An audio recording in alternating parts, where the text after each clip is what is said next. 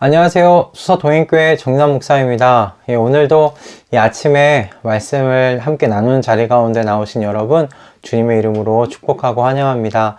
오늘 또 주님께서 우리에게 어떤 말씀을 주셨을까 또 그런 기대감으로 나오신 줄을 믿습니다. 이 시간 우리 함께 기도하고요. 오늘 또 하루 또 주님께서 우리에게 어떤 말씀을 주셨는지 함께 나누는 자리 가운데로 나아가도록 하겠습니다. 기도하겠습니다. 하나님 아버지, 오늘도 우리에게 귀한 또 하루를 허락하여 주셔서 주의 말씀으로 시작하게 하시니 감사합니다. 주님, 주님께서 주신 말씀으로 이 한날을 온전히 또 세워나갈 수 있도록 하여 주시고 주님을 더욱더 닮아가고 주의 마음을 더욱더 알아가는 귀하고 복된 날 되게 하여 주시옵소서. 감사드리며 우리 주 예수 그리스도의 이름으로 기도드렸습니다. 아멘. 오늘 우리에게 주시는 하나님의 말씀은 창세기 13장 1절에서 4절까지의 말씀입니다. 창세기 13장 1절에서 4절까지의 말씀인데요. 제가 봉독해 올리겠습니다. 아브라함은 이집트를 떠나서 네겝으로 올라갔다. 그는 아내를 데리고서 모든 소유를 가지고 이집트를 떠났다. 조카 롯도 그와 함께 갔다. 아브라함은 집짐승과 은과 금이 많은 큰 부자가 되었다. 그는 네겝에서는 얼마 살지 않고 그곳을 떠나 이곳 저곳으로 떠돌아다니다가 베델 부근에 이르렀다. 그곳은 베델과 아이 사이에 있는 예전에 장막을 치고 살던 곳이다. 그곳은 그가 처음으로 제단을 쌓은 곳이다. 거기에서 아브라함은 주님의 이름을 부르며 예배를 드렸다. 아멘.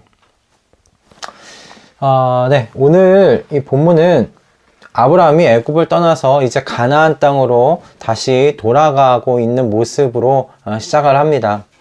아브라함에게 애굽은 어떤 곳으로 기억에 남아 있었을까?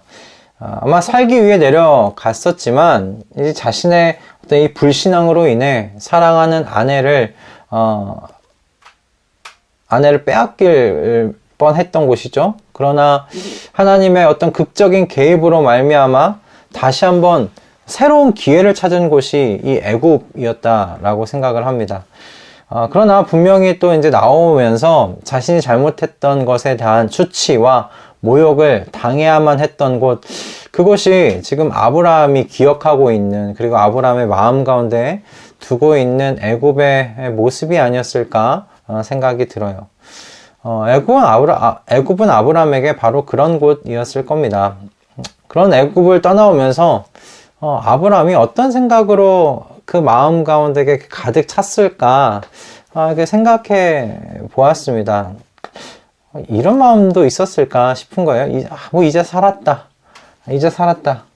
아직 가뭄이 끝나지는 않았지만 나는 이제 집짐승과 은과 금이 많은 부자다. 이걸로 어떻게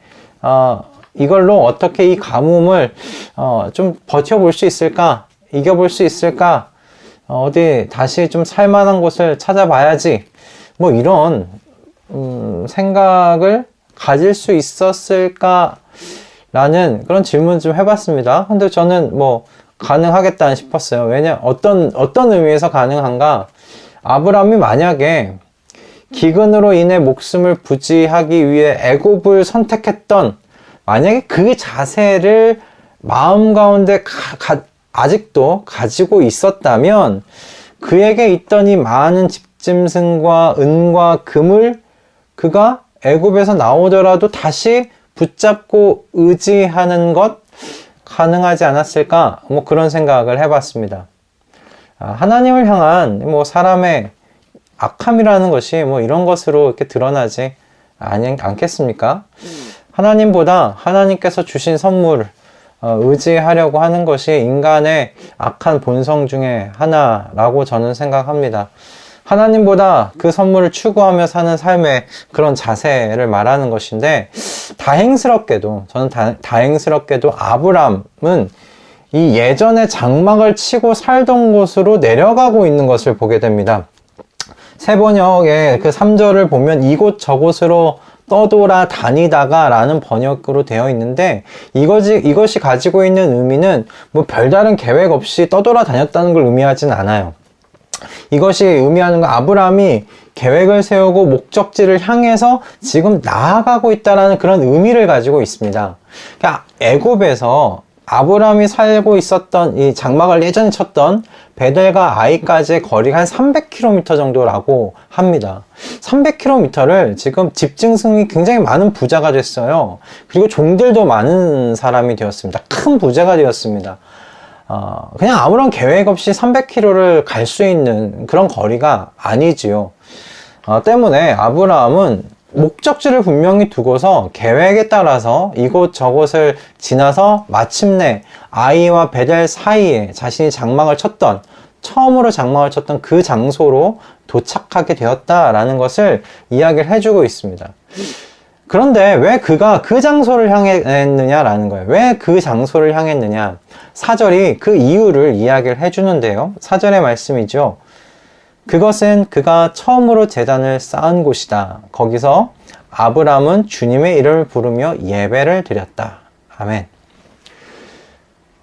그곳은 하나님께서 아브람에게 내가 너의 자손에게 이 땅을 주겠다는 약속의 말씀을 주셨던 바로 그곳이었습니다. 동시에 그곳에서 지금 아브라함은 무엇을 했는가? 자신에게 나타나신 하나님께 예배를 드렸어요. 제단을 쌓고 예배를 드렸어요. 그것이 바로 이 아이와 베델 사이에 장막 쳤던 바로 그 장소입니다.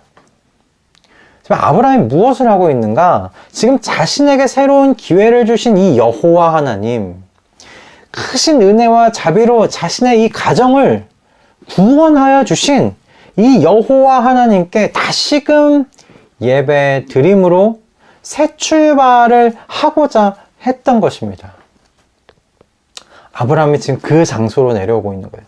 처음 하나님께 제단을 쌓아서 예배 드렸던 그 장소. 자신에게 처음 나타나셔서 내가 이 땅을 내 자손에게 주겠다 약속하셨던 그 하나님께 예배 드렸던 바로 그 장소. 바로 그곳으로 내려와 주님의 이름을 부르며 지금 예배 드렸다라고 지금 성경은 이야기하고 있습니다. 그가 어떤 주님의 이름을 불렀을까요? 자신의 부끄러움을 가리워 주신 은혜의 주님, 자신은 상상할 수조차 없는 방법으로 아내 사례를 구원하여 주신 그 전능하신 주님, 지은 죄를 생각하면 모든 것을 지금 빼앗길 만도 한데 오히려 복을 받고 나오게 하신 그 인애가 풍성하신 그 하나님.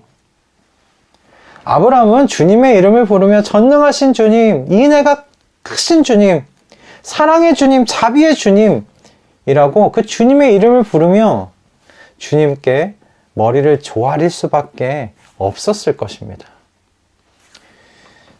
이 아브라함을 보면서 그런 생각이 들었어요.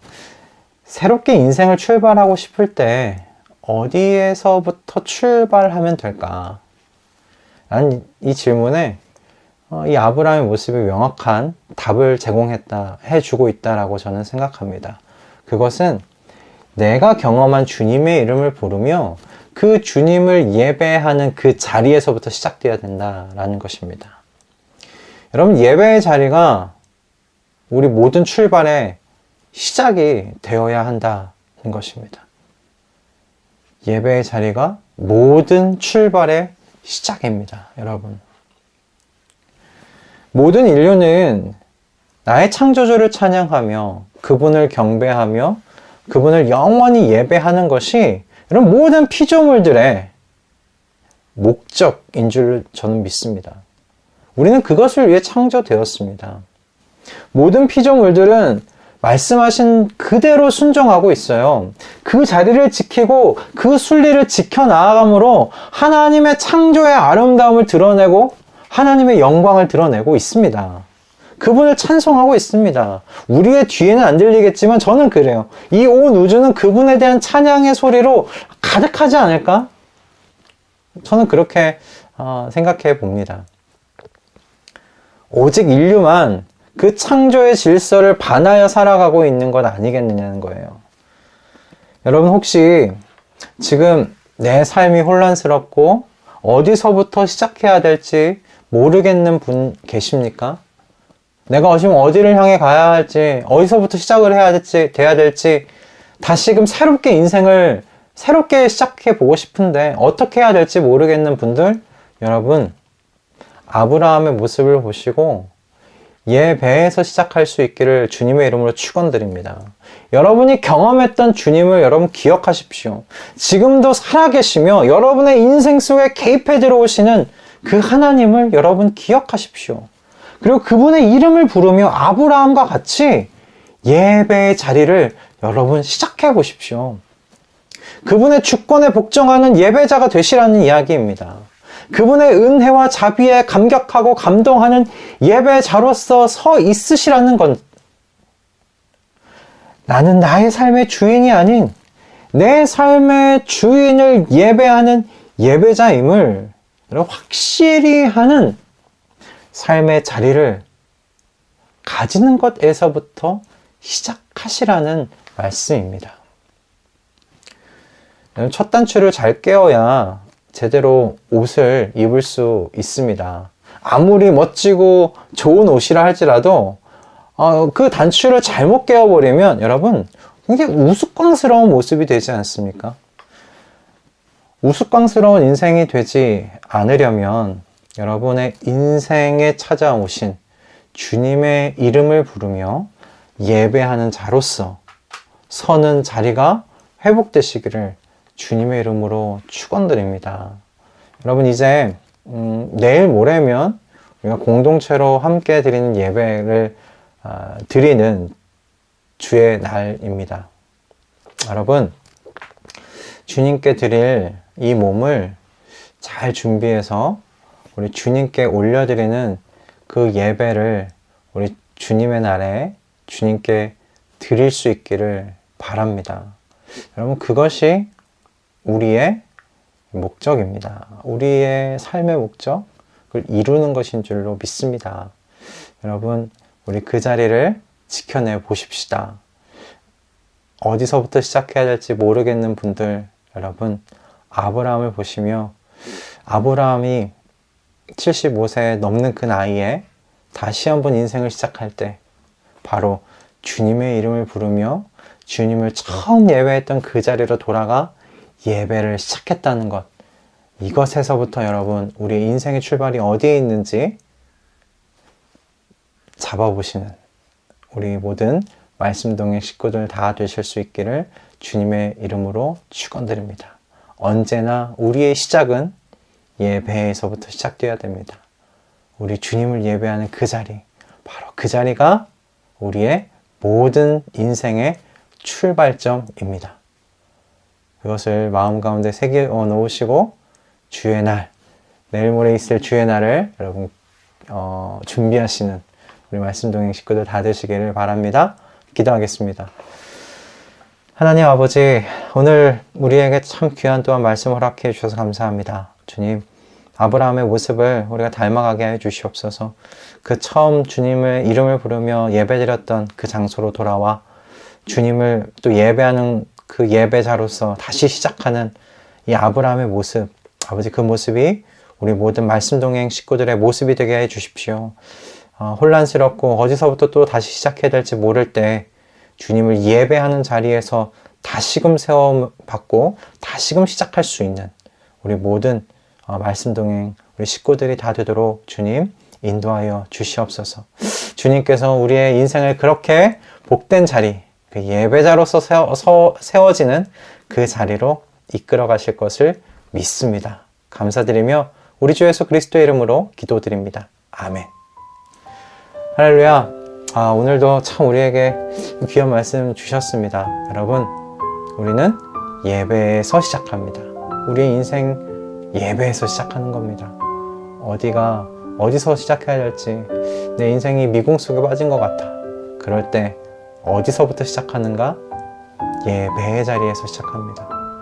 우리에게 인생 가운데 개입해 들어오셨던 그 주님을 기억하며 그 이름을 부르며 그분께 머리를 조아리며 도와달라고, 그분께 감사한다고, 또는 그분의 이름을 찬양하며 그렇게 예배자로서 나아가는 그 자리가 우리의 또 다른 계속된 출발점이 되어야 됨을 여러분 기억하실 수 있기를 바랍니다. 오늘 하루 예배자로 여러분 또 승리하시는 한 날 되시기를 주님의 이름으로 축원드립니다. 여러분, 오늘 금요일이네요.